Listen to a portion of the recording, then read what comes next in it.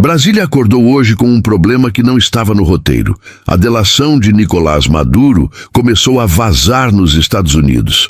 Não é especulação, não é rumor, não é análise, é depoimento formal, dado à justiça americana. E os nomes que aparecem ali não são periféricos. Lula aparece e Alexandre de Moraes aparece, não como citação lateral, não como nota de rodapé, mas como peças descritas dentro de um esquema internacional de poder, dinheiro e proteção política. O que está vindo à tona agora não é a versão final. É apenas a primeira camada. E mesmo assim, o suficiente para provocar reuniões emergenciais, silêncio absoluto e um movimento coordenado de contenção em Brasília. O que você vai ouvir aqui não foi preparado para a coletiva. Não foi filtrado por nota oficial. É o que circula nos bastidores enquanto ninguém assume publicamente o impacto do que Maduro começou a contar. Washington, final de noite. Um documento preliminar circula fora do protocolo. Não é público, não está arquivado, mas já está sendo lido. Nicolás Maduro, sob custódia da justiça americana, decide fazer o que sempre evitou: falar, não por arrependimento, por cálculo. Acusado de narcoterrorismo, com risco real de prisão perpétua, Maduro entende que não tem mais margem política. Ou entrega informações de alto valor estratégico, ou desaparece dentro do sistema prisional americano. A decisão é pragmática. Delação completa. O conteúdo começa a vazar por canais paralelos. Não oficialmente, mas com um detalhe que chama a atenção de quem acompanha esse jogo há anos. Os dados não são genéricos, são específicos, valores fechados, datas precisas, estruturas descritas. E no centro desse tabuleiro, o Brasil aparece como peça-chave, não como coadjuvante, como eixo. Brasília, madrugada. O vazamento ainda não é público, mas já chegou onde importa.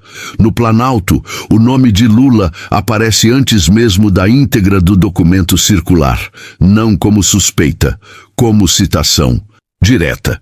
Minutos depois, surge o segundo nome, Alexandre de Moraes. A reação não é surpresa, é cálculo. Lula não pergunta se é verdade, ele pergunta o que exatamente Maduro está entregando. Moraes não pede esclarecimento, ele quer saber quem teve acesso. Porque há uma diferença fundamental entre boato político e delação formal nos Estados Unidos. Boato se controla, delação se rastreia, e o que começa a circular nos bastidores não é discurso, são referências a documentos, planilhas, fluxos financeiros e reuniões. O entendimento é imediato. Se os promotores americanos aceitarem esse material, o controle sai de Brasília. E quando o controle sai de Brasília, Moraes não manda. Lula entende isso, Moraes também. Brasília, ainda de madrugada. Alexandre de Moraes não reage em público, não convoca coletiva, não solta nota, não aciona a assessoria de imprensa. Ele faz o que sempre faz quando percebe risco real. Se fecha. Moraes entende imediatamente a diferença entre uma acusação política no Brasil e uma delação formal conduzida por promotores dos Estados Unidos. No Brasil, ele controla o ritmo, controla o alcance, controla o silêncio. Nos Estados Unidos, ele não controla nada. E o nome dele aparece. Não como personagem lateral, como parte descrita dentro de um contexto de proteção institucional. Moraes não pergunta se isso vai a público, ele pergunta quando, porque sabe que, a partir do momento em que o Departamento de Justiça americano valida uma delação, não existe decisão judicial brasileira capaz de bloquear o processo. É outro sistema, outra jurisdição, outro jogo. Ainda naquela madrugada, Moraes aciona canais informais, não ministros, não plenário, advogados, gente que entende Washington, gente que conhece o funcionamento do DOJ. A pergunta é direta: se meu nome aparece, o que acontece? A resposta não vem com rodeios. Se houver documentos, se houver fluxo financeiro, se houver cruzamento internacional, o caso não morre. Ele anda, e quando anda, não volta. Planalto poucas horas depois. Lula já leu o suficiente para entender que o problema não é Nicolás Maduro. Maduro é apenas o gatilho. O problema é o destino da delação. Lula sabe como esse jogo funciona. Sabe que quando um delator decide falar nos Estados Unidos, não fala por impulso. Fala porque entregou algo que os promotores consideram valioso. E o que começa a circular nos bastidores não é a figura de Maduro como acusado. É a figura de Lula, como elo político.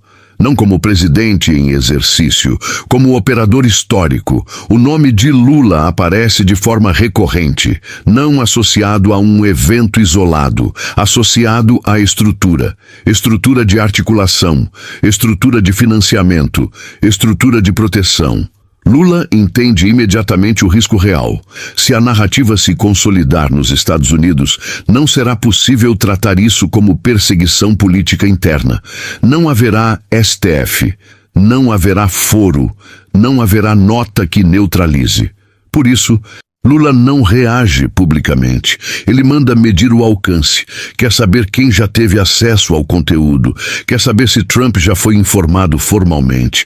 Quer saber se Marco Rubio está acompanhando.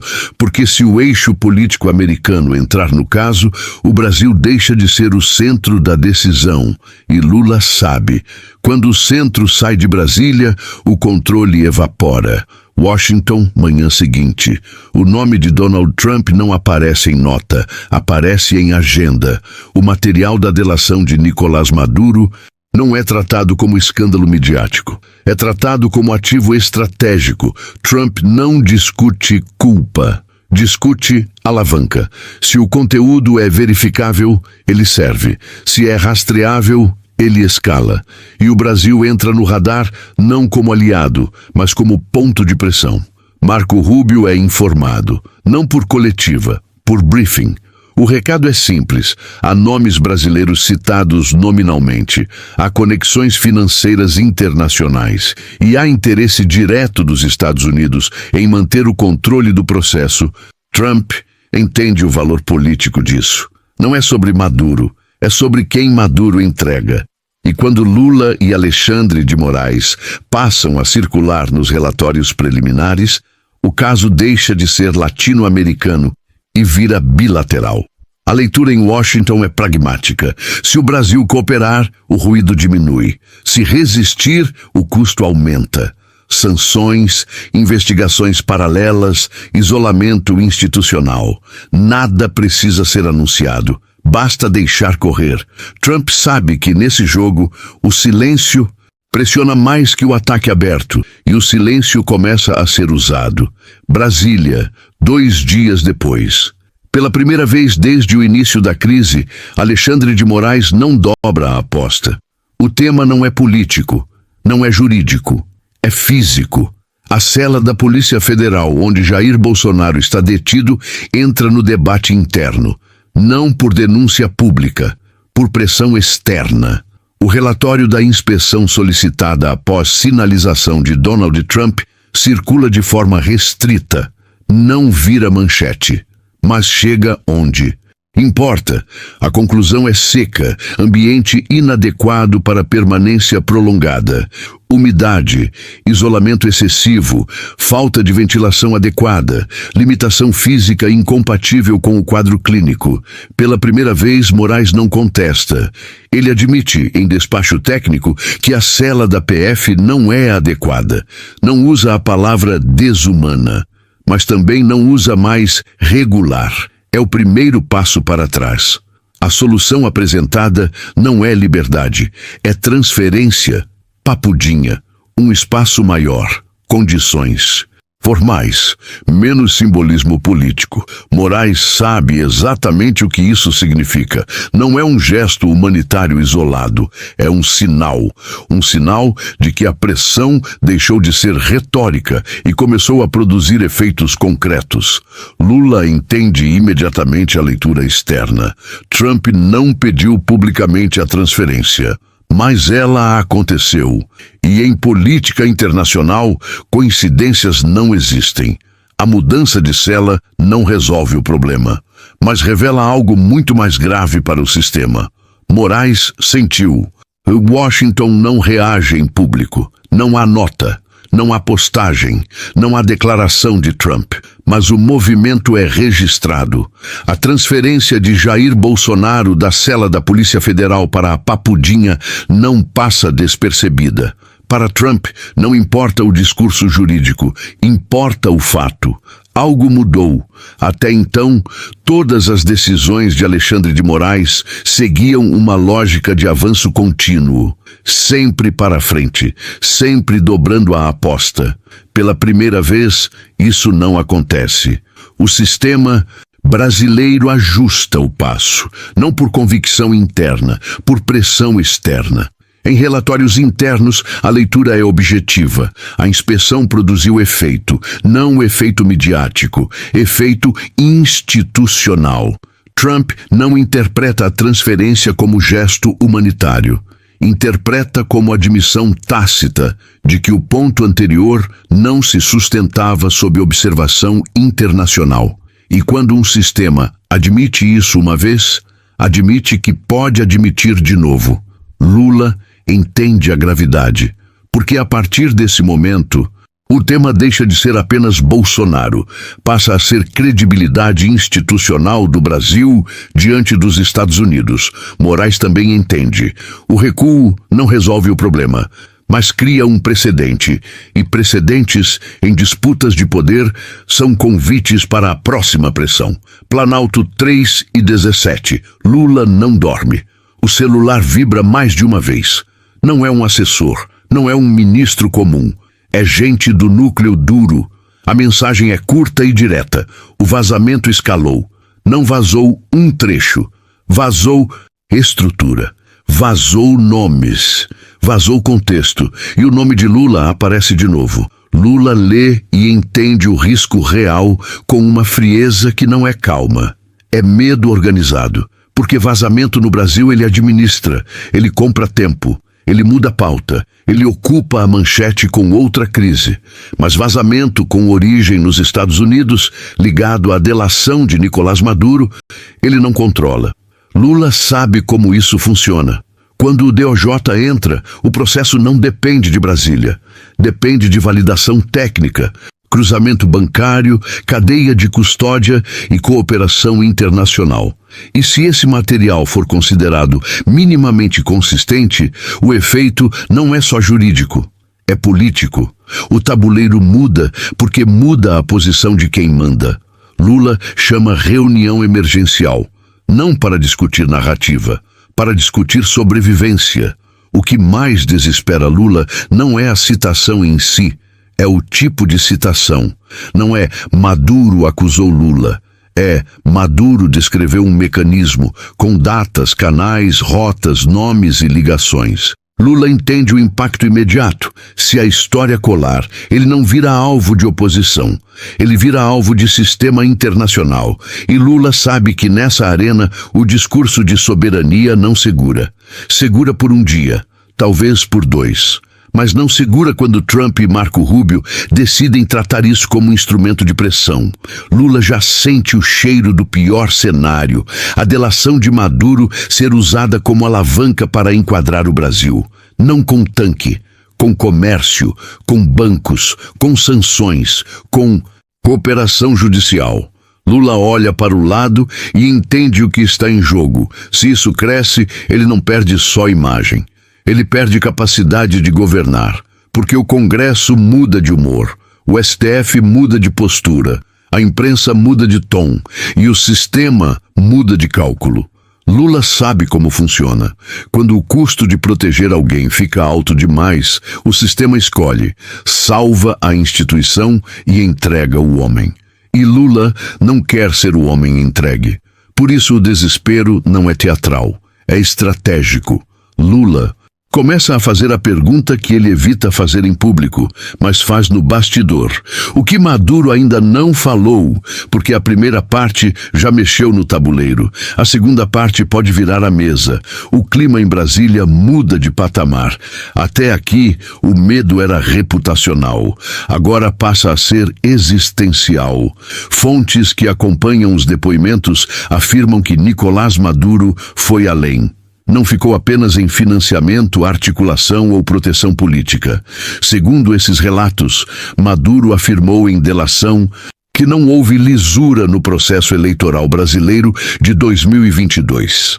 A declaração não aparece como opinião, aparece como relato de bastidor internacional. Maduro descreve conversas, expectativas e garantias dadas ainda antes do segundo turno. A leitura é devastadora para o sistema. Se o delator afirma que o resultado já era tratado como resolvido, então o pleito deixa de ser apenas disputa política e passa a ser evento sob suspeita internacional. Segundo essas fontes, Maduro afirma que Jair Bolsonaro venceu a eleição, mas que o processo foi conduzido para produzir outro resultado. Isso não vira prova automática, mas vira bomba política. Porque não é um candidato derrotado dizendo, é um chefe de Estado estrangeiro, agora delator, falando isso dentro de um processo conduzido pela justiça americana. A consequência é imediata nos bastidores. O foco sai de Maduro e passa a ser Alexandre de Moraes. Não como juiz, como operador do processo eleitoral. Conversas começam a circular no Congresso. Não em plenário, em gabinetes fechados. Pela primeira vez, a palavra impeachment volta a ser dita sem ironia. Não como bravata de oposição, como cenário de contenção institucional. A lógica é fria. Se a eleição entra no radar internacional, alguém precisa ser oferecido como amortecedor. E Moraes, nesse contexto, deixa de ser proteção e passa a ser passivo. Lula entende o risco imediatamente. Se esse arco avança, o governo não enfrenta apenas desgaste político, enfrenta deslegitimação de origem.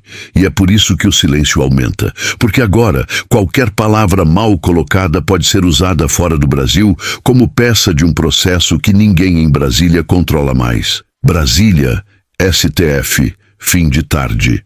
O prédio é o mesmo. As salas são as mesmas. Mas o clima mudou.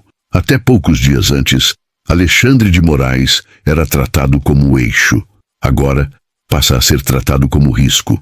O primeiro a perceber a mudança é Gilmar Mendes. Gilmar não se manifesta e publicamente.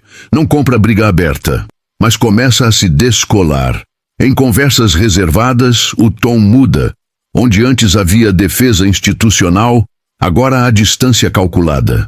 Gilmar entende o jogo melhor do que ninguém.